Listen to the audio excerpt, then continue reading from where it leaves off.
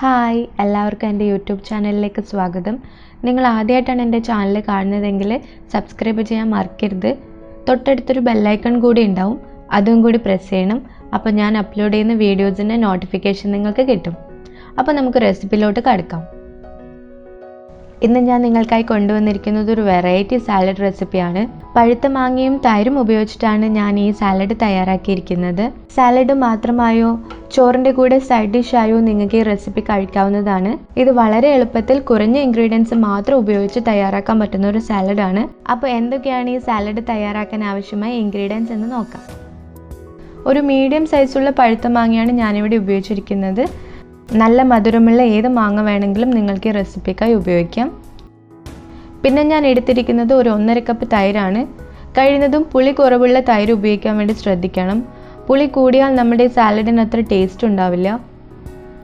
ബാക്കിയുള്ള ഇൻഗ്രീഡിയൻസിൽ നിങ്ങളുടെ ഇഷ്ടത്തിനനുസരിച്ച് മാറ്റങ്ങൾ വരുത്താം. ഇനി നമുക്ക് സാലഡ് തയ്യാറാക്കാം. അതിനായി നമ്മൾ എടുത്തു വച്ചിരിക്കുന്ന മാങ്ങയുടെ തൊലിയൊക്കെ കളഞ്ഞ് ചെറിയ കഷ്ണങ്ങളായി കട്ട് ചെയ്യാം.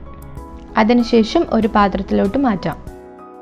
അടുത്തതായി നമ്മൾ എടുത്തു വെച്ചിരിക്കുന്ന തൈരിൻ്റെ കട്ടയൊക്കെ ഉടച്ച് അതൊരു സ്മൂത്ത് ടെക്സ്ചറായിട്ട് മാറ്റണം.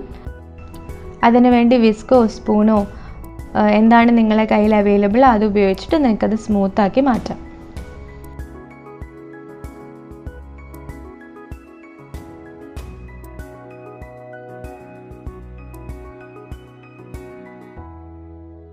അതിനുശേഷം ചെറിയ കഷ്ണങ്ങളായി നമ്മൾ അരിഞ്ഞു വെച്ചിരിക്കുന്ന പഴുത്ത മാങ്ങ ഈ തൈരിലോട്ട് ചേർത്ത് ചെറുതായിട്ടൊന്ന് മിക്സ് ചെയ്ത് കൊടുക്കാം.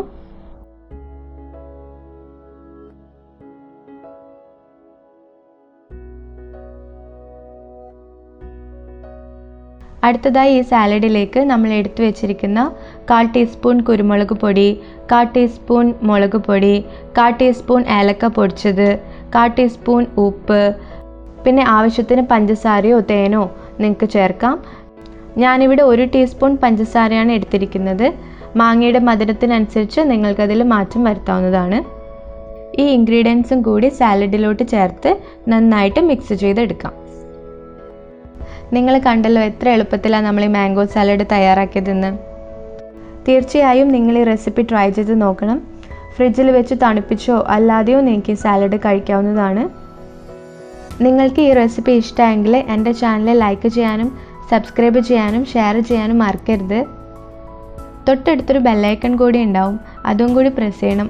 അപ്പോൾ മാത്രമേ ഞാൻ അപ്ലോഡ് ചെയ്യുന്ന വീഡിയോസിൻ്റെ നോട്ടിഫിക്കേഷൻ നിങ്ങൾക്ക് കാണാൻ പറ്റൂ. അടുത്ത റെസിപ്പിയുമായി കാണുന്നത് വരെ എല്ലാവർക്കും ബൈ.